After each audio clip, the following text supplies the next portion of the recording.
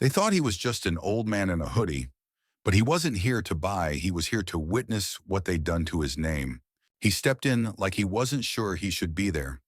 Not hesitant, just quiet, like a man returning to a place that no longer remembered him.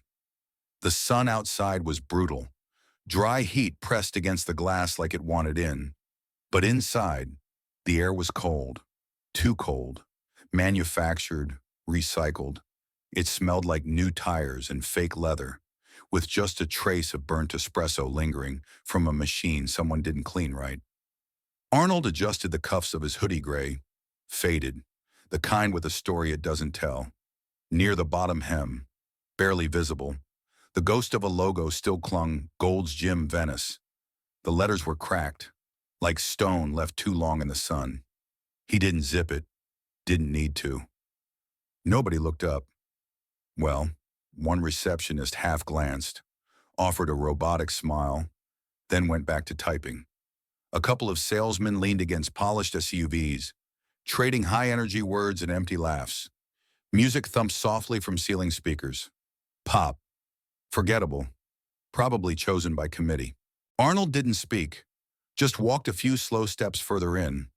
His boots were quiet but firm, soles scuffing against showroom laminate with the kind of sound that doesn't draw attention, but stays with you anyway. One hand in his hoodie pocket, the other near his belt, not touching, just close. He stopped in front of a black SUV, new, gleaming, too gleaming. Kyle, early 30s, hair that tried too hard, blazer that didn't quite fit right, noticed him and peeled away from the group with a practiced grin. The kind of smile you learn from watching Wolf of Wall Street too many times. "Hey there, my man," Kyle called out, voice sliding like a polished cue ball across a bar, looking for something with muscle reliability. Little bit of both. Arnold didn't answer right away. He looked at the car instead. Not the shape, he didn't care about lines or paint. He looked at the panel near the front wheel, ran his finger along the seam. Dust. Just enough to notice. The kind that settles when a thing hasn't moved, not even once. Then, in a voice low but grounded, like it came from under 100 pounds of memory, Arnold said, "Thinking about a truck, something that lasts." Kyle's grin grew. "You came to the right place." Arnold didn't say otherwise. He followed as Kyle led him deeper into the showroom, past chrome and glass and perfectly positioned lighting, past laughter that felt a little too sharp, past sales hands that pointed but never touched, past history no one here seemed to remember. And somewhere between the shine and the silence, a shift happened. Not loud, not even visible. Just a quiet flicker of something old waking up. Like a man remembering a name he hadn't said in years. Kyle kept talking. Arnold kept walking. And the showroom kept pretending not to notice him, but it would. Eventually. Before we dive in, let us know where you're watching from today. And if you like this story, don't forget to subscribe. The corridor was narrow, beige, lit by fluorescent lights that hummed just loud enough to be noticed. Arnold moved slower now, not because he was tired, but because something about the space made him cautious. Maybe it was the echo, or the smell, coolant and rubber, mixed with something sourer, like dishonesty left out too long. He paused by a half-open door, didn't knock, didn't lean in, just listened. Inside, a voice cut the air tight, clipped, male, authority that didn't earn itself. "Next time, don't embarrass me in front of a client." Arnold tilted his head slightly. No movement beyond that. Another voice replied, young, female, measured, a little uncertain, but not weak. "I didn't mean to." But what Kyle said, it wasn't true. A pause, then a low scoff. The kind meant to wound more than correct. "You think truth pays commission?" Silence again. Arnold let his hand rest against the wall. "Just fingertips." "I think lies break trust," the girl finally said. Another beat, this one longer. Then heavy footsteps. A door opened across the hall. Squeaking boots moved away. Fast. Frustrated. Done. He waited for them to vanish, then stepped in. The girl, Emily, according to the name tag half tucked beneath her collar, was bent over the engine of an old sedan, glove halfway off, streak of oil across her cheek. She didn't hear him right away. When she did, she jerked back a little. Sorry, service area's off limits for customers. Arnold didn't correct her. You're Emily, he said. She nodded, cautious. Yeah, you told the truth earlier. Emily wiped her hands on a rag that had already given up trying to be clean. I wasn't trying to cause trouble. No, Arnold said. You were trying to stop it. She hesitated. Eyes flicked past him to where the door still hung slightly ajar. It happens more than you think, she said. Little things, then bigger ones. You reported it, I did. Once. Her mouth tightened. Different car. Same kind of lie. Nothing happened. Arnold glanced around. No cameras. No other eyes. Just the two of them. Why speak up today? She didn't answer right away. Fiddled with the glove on her hand. Then softer than before. Because someone was listening. Not dramatic. Not rehearsed. Just true. Arnold nodded. Just once. Slow. Thoughtful. Thank you, he said. Emily looked confused. For what? For reminding me what it's supposed to feel like. She didn't ask what he meant, and he didn't explain. He turned and walked out. The sound of his boots swallowed by the hum of machinery and the soft breath of a girl who hadn't yet decided if she regretted telling the truth. Behind him, the air felt different. Not cleaner, but maybe ready to be. The hallway back to the showroom was just as he remembered it, clean, cold, and trying too hard. Arnold moved slower this time, not because he couldn't move faster, but because his thoughts were dragging behind him, like weights he'd once lifted without hesitation. But now, not so easily. He passed a glass wall and paused. Inside, a break room, or what used to be one. Now it looked like a storage closet that had dressed up for a job interview. Fold-out table, cheap coffee machine, a cork board still pinned with a sideways fire escape plan, and 3 business cards, none relevant. But something caught his eye. The chair. Old, plastic. One leg wrapped in duct tape like it had a wound that no one ever bothered to heal. He stepped inside, not rushed, not uncertain, just aware. There was a smell here. Not foul, but forgotten. Paper dust. Old receipts. The back of a cabinet that hadn't been opened in a year. Arnold let his hand rest on the chair's back. Then he sat, slow, like lowering himself into a memory. He reached into his inside pocket and pulled out something no one else ever saw. A small, folded photograph, bent at the corners, slightly torn where it had been unfolded too many times. A man in a red polo stood next to a car, a different dealership, a different time, grinning, honest eyes, young, and beside him, younger still. Arnold, not smiling, but proud. You could see it in the way his arm rested on the man's shoulder, like he'd built something, like he believed in it. He stared at the photo. His thumb rubbed the edge, slow. The man was named David. He'd been 24. First in, last out. Spoke to customers like they were neighbors, not numbers. He didn't sell cars, he helped people drive away feeling respected. And he'd been fired. Not for doing wrong, but for saying the right thing at the wrong time. Arnold had been there, in the meeting. Heard it. Could have spoken. Could have stopped it. But he didn't, because it was easier. Because silence didn't cost him anything, at least not right away. Now, years later, the cost had come due. He looked up. The window was fogged slightly from the cold air and the heat of memory. His reflection stared back at him, not the body, not the posture, but the eyes. And they looked tired, not from age, from carrying something too long. He folded the photo and slid it back into his pocket. Stood up, didn't sigh, didn't stretch, just took one last look at the chair with the taped leg. Still broken, still standing. He left the room, and this time, the hallway didn't feel so familiar anymore. It felt like something waiting to be rebuilt. The SUV still sat under showroom lights like it hadn't been touched since Arnold walked away from it. It gleamed too much. Like a plate that never saw a meal, Kyle stood nearby, one hand tapping his mouse at a standing desk that felt borrowed from someone more organized. He looked up and smiled again, the same smile. Polished, pre-packaged. "There you are," he said, voice chipper, like nothing had shifted. "Thought maybe you slipped out." Arnold didn't answer. He walked slowly toward the desk, eyes never leaving the SUV. Its side panel caught the overhead light in a way that revealed the faintest streak of dust.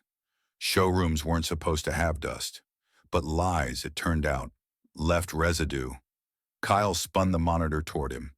"This beauty," he said, tapping the screen like a magician, pretending the trick was real. "Brand new engine, 0 miles, fully serviced, extended warranty, drives like a dream." Arnold said nothing. Kyle kept smiling. "And since I like you, I'll knock a few hundred off if we get this done today. Sound good?" The silence stretched. Then Arnold leaned in just slightly. Not aggressive, just close enough for the temperature in the room to change. "Let's see the paperwork." There was a flicker barely visible, but Kyle's mouth hesitated before the next grin resumed. "Of course." He reached into a drawer and slid a manila folder across the desk like it was a menu. Service history, title, the works. Arnold opened it. His eyes moved slowly across the lines, like he was reading a confession dressed as documentation. "You said new engine," Arnold said finally. His voice wasn't loud, but it landed with weight. Kyle shrugged lightly. "It's legal terminology. Service can include a replacement. It says oil change, right, plus fluids. That's part of the process." Arnold looked up, not angry, just awake.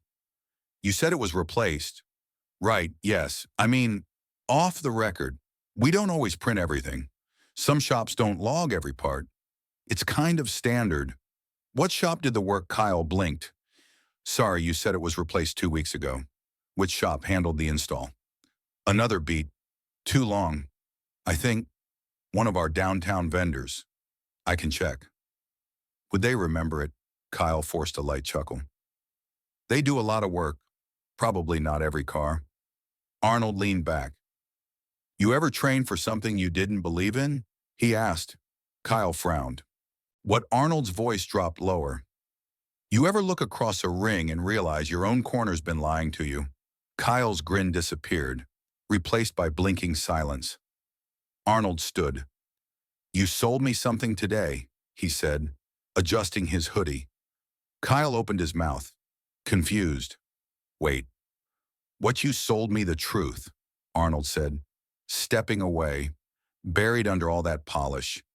And then he walked not fast, not slow, just like someone who finally saw what he needed to see. The air in the showroom had shifted. Not everyone noticed it, at least not yet. Phones still rang. Coffee still steamed in paper cups. A junior associate laughed a little too loud at something that probably wasn't funny. But tension, like a draft in a sealed room, finds its way through eventually. Frank Dawson walked toward Arnold with the kind of confidence that didn't quite fit his shoes. General manager, mid-50s, tan blazer, teeth too white, like they'd never bitten down on anything real. His handshake was already extended before he got close. "Frank Dawson," he said, voice smooth. "I hear you had some questions." Arnold took the hand. Didn't grip it hard, didn't let go fast either. Just enough. Frank's smile twitched. "We always aim to please. Sorry for any confusion. Happens now and then. Sales staff gets wires crossed." He glanced back at Kyle, who hovered behind the finance desk like a kid hoping not to get called out. Arnold didn't look at Kyle. Didn't need to.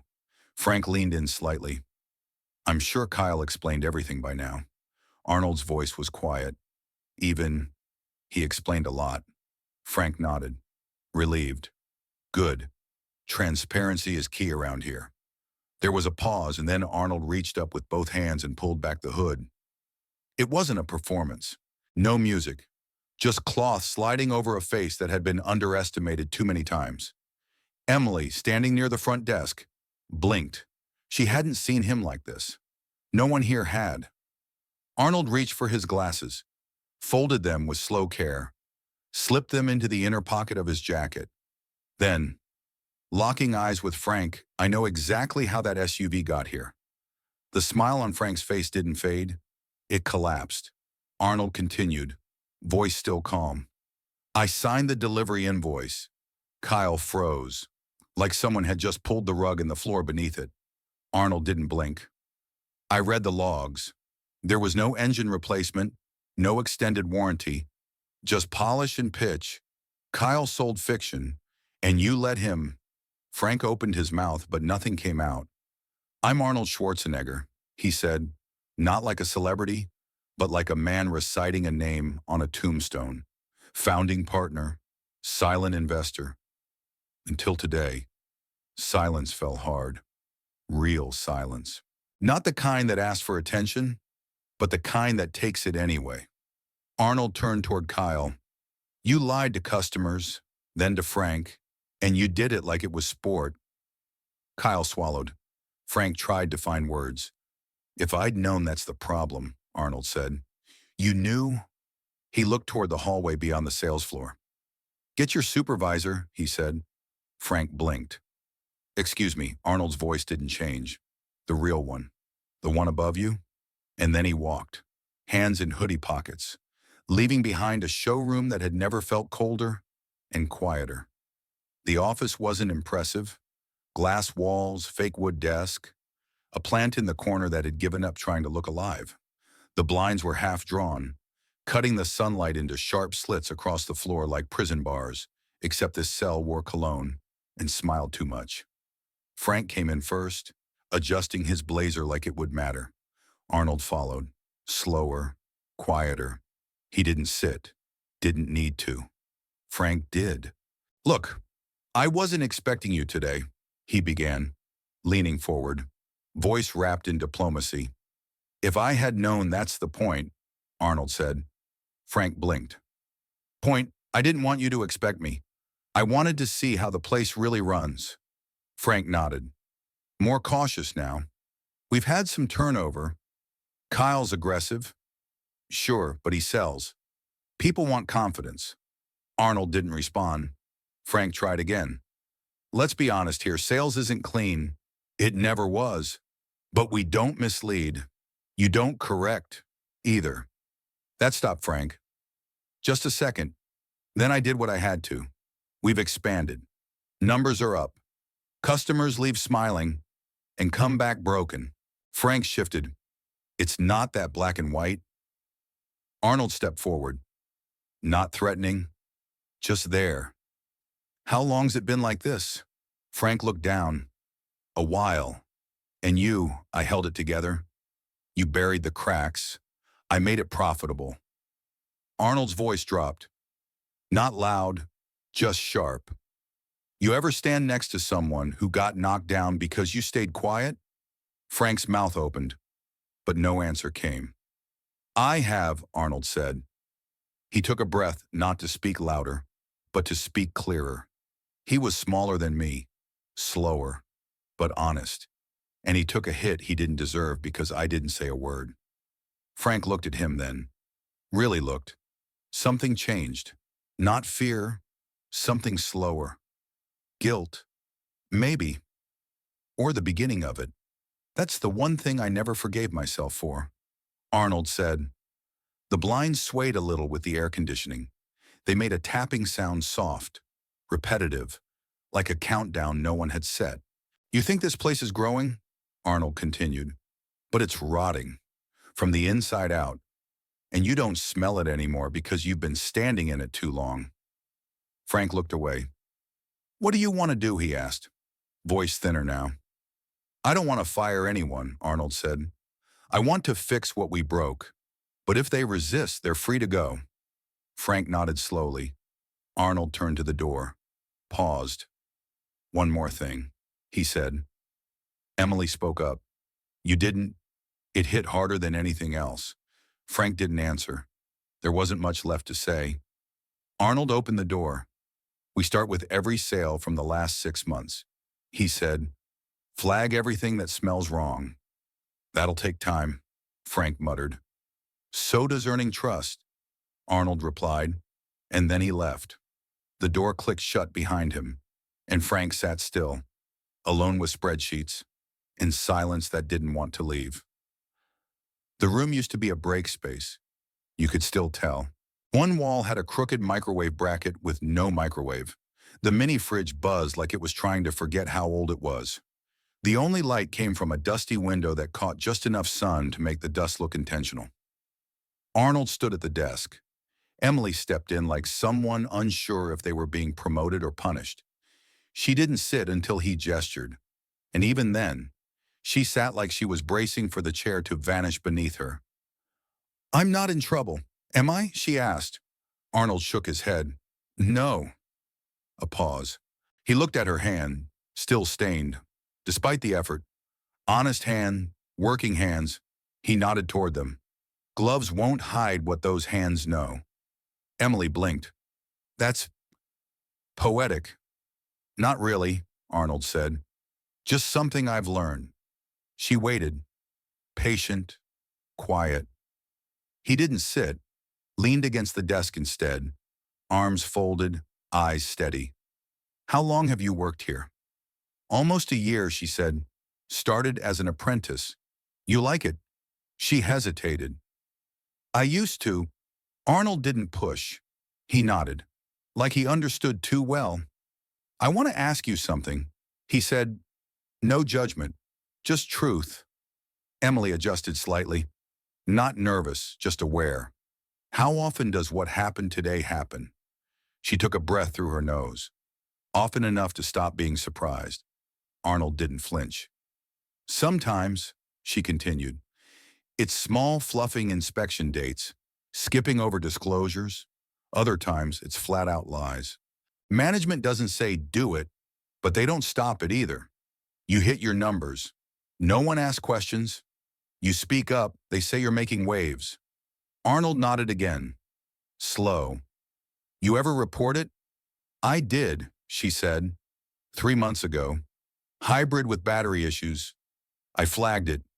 Frank offered the customer a free car wash and told me to focus on what I can control. Silence settled. Not awkward, just real. "So," Arnold said, "why speak up today?" Emily looked at him. This time, she really looked.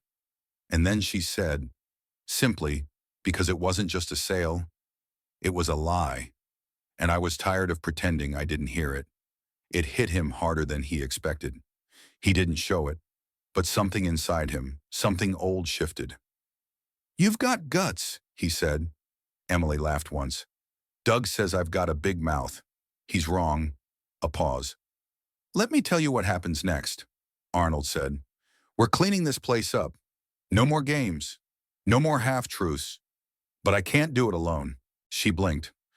"You want my help, I want you to be what you already are. Someone who tells the truth even when it'd be easier not to." Emily didn't answer right away. Then she nodded once. "Not dramatic, just real. And if they don't like it," Arnold shrugged, "then they're standing in the wrong place." He opened the door for her. "Back to work. And if anyone gives you trouble, send them to me." She left. A little taller, a little steadier, and Arnold stayed in the room just a moment longer, watching the dust in the sunlight like it meant something. The showroom felt different now. Not louder, not quieter, just sharper. Like the room was waiting for something and didn't know what. Conversations were softer. Laughter, when it came, didn't echo the same way. Even the air conditioning felt like it was holding its breath. Arnold stood near the center of the floor, hands in the pockets of his hoodie, shoulders relaxed, calm, still. One by one, people turned. Kevin, one of the junior sales guys, paused mid-pitch and lowered his voice. Doug, clipboard in hand, froze beside the service counter. Emily leaned on a cart near the far bay, her gloves tucked into her back pocket. Kyle stood behind the glass wall of the finance office, arms crossed, jaw tight. No one said a word. Arnold didn't raise his voice. He didn't need to. I'm not here to make a scene. He began. He scanned the room once, slowly, deliberately. I'm here to tell you what's changing. A breath passed. I've been in this business longer than some of you have been alive. I've seen good shops, broken ones, some that got fixed, most that didn't. He let the silence sit, let it land. But I've never seen a place forget what it was built for this fast. Eyes flicked toward Frank, who stood off to the side, arms crossed but face unreadable. A car was misrepresented, Arnold continued. Not the first, won't be the last. But today, someone told the truth about it. He looked toward Emily. She spoke up, not to cause trouble, not for attention, because she saw a lie and didn't look away. Emily didn't smile. She just held his gaze. Arnold turned back to the room. I'm not firing anyone. Not today, but starting now. The rules are different. He took one slow step forward. If you sell something, you tell the truth about it. Engines old say it. Tires are near end of life, don't spin it. You don't sell perfection, you sell honesty. A pause, sharp, weighty. And if that's not enough for you, there's the door. Frank shifted, but Arnold didn't look at him. You think integrity slows us down, he asked. Maybe it does, but it also gives us something most places don't have. Another step forward. A spine. The room stayed frozen. You want high numbers, build trust. You want loyalty. Tell the damn truth. You want to be proud of where you work. Start acting like it. He turned slightly, toward Emily again. She stood up when no one else did. His voice softened but didn't lose strength. That's not rebellion. That's leadership. He let the words settle. Then just like that, he nodded. Back to work. No grand speech, no applause. Just a man who said enough.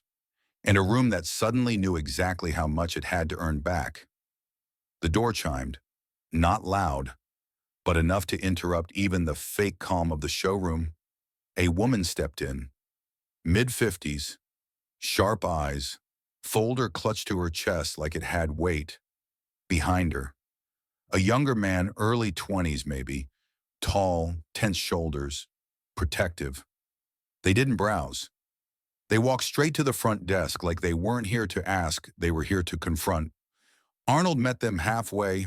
I was told to come in, the woman said. Linda Rosario. I bought a hybrid here 5 months ago. Engine failed after 3 weeks. Arnold didn't blink. I'm the one who called, he said. Linda squinted. You're the manager? No, and he replied. I'm the one who should have been paying attention sooner. That gave her pause. He nodded toward a small table by the window. Would you sit with me for 5 minutes? Linda hesitated. The son looked at her. She looked at Arnold. Then maybe out of curiosity, more than trust, they moved. Emily followed with a folder in hand. Arnold sat across from them and opened it. This car was sold as certified pre-owned, he said, laying a printout on the table. But the inspection checklist was blank. It was never certified. Linda's lips tightened. The son muttered something under his breath. I knew it, she said, voice sharp. They kept saying everything was covered. It wasn't, Arnold said, and that's on us. He reached into the folder and slid a second document across. This is a revised contract. We're refunding the full amount, including the warranty, and if you're open to it, we've located another hybrid. Newer, lower mileage, fully inspected. Linda didn't touch the paper. She just looked at him. Long, quiet. You think one refund makes up for 5 months of stress? No, Arnold said, but it makes sure you're the last. That landed. She turned to Emily. You did the inspection, Emily nodded. Every bolt. Her voice was steady, nothing rehearsed. The son finally spoke. Why are you doing this now? Arnold looked at him. Because we forgot who we were. And I'm trying to fix that. Linda exhaled. Not relief, not forgiveness, but maybe the beginning of something close. She picked up the pen, signed. No smile, no thank you. Just resolution. They stood as they left. Emily watched them go, then looked at Arnold. That felt good, she said. He shook his head. It's not about feeling good, he said. It's about doing right. They stood together for a moment in the afternoon light. Nothing grand, nothing profound. Just two people, tired, trying, and behind them, the showroom moved noiseless. A little slower, less pretending, more real. The next morning, the floor moved slower, not sluggish, just deliberate. Like people were thinking through each motion instead of going through them. Like the showroom itself had shed something it wasn't visible, but you could feel it in the way people spoke, in how they didn't fake smile as much, in the weight of what wasn't being said anymore. Arnold didn't make an announcement. He didn't need to. He walked the floor the same way he once walked competition halls, measured, present, not looking for applause, only form. Kevin was at a desk, eyes on a customer, voice lower than usual, less script, more sincerity. Emily was by the service bay, sleeves rolled, showing an older couple the undercarriage of a used sedan. I don't sell cars, she said, crouched beside them. But I service this one. Transmissions solid. Pads were replaced, engines untouched. The husband raised a brow. Salesman said it was overhauled. Emily stood, wiped her hands on a rag already stained with the morning. He was wrong, she said. You can ask Arnold if you want. He's here today. The couple exchanged a glance. The wife nodded. Good to know, she said. And that was it. Truth quiet, but firm. Not flashy, but contagious. Kyle showed up at 8:12, walked straight to his locker, packed his things. No tantrum, no speech. Just a man folding shirts into a duffel bag like he knew his time had ended days ago. Arnold watched from the second-floor window. He didn't stop him, didn't need to. Kyle left without looking back. Doug passed Emily by the tool chest and didn't say anything. That was new, and probably enough for now. By noon, Arnold stood with Frank by the front desk, both reviewing a messy service audit. The numbers weren't clean, but they were real. And Frank, for the first time in a long time, wasn't defending them. He was listening. Then came the final drill. Two techs mounted a square steel plaque above the reception counter. Clean, brushed silver, no logo. Just a line etched in bold, quiet letters. Real power isn't in what you lift, it's in what you carry. Arnold stood beside it, looked up at it for a long time. Not proud, just still. Emily came over, didn't speak. They both stood there, facing the wall. Customers moved around them. Phones rang. Somewhere, someone laughed. The dealership was alive again. Not perfect, but maybe for the first time in a while honest. Arnold adjusted the cuff of his hoodie. No speech, no final line. He just stepped back from the plaque, nodded once at no one in particular, and walked into the flow of the showroom. Not leading it, not commanding it, just being part of it. And sometimes that's exactly what leadership looks like.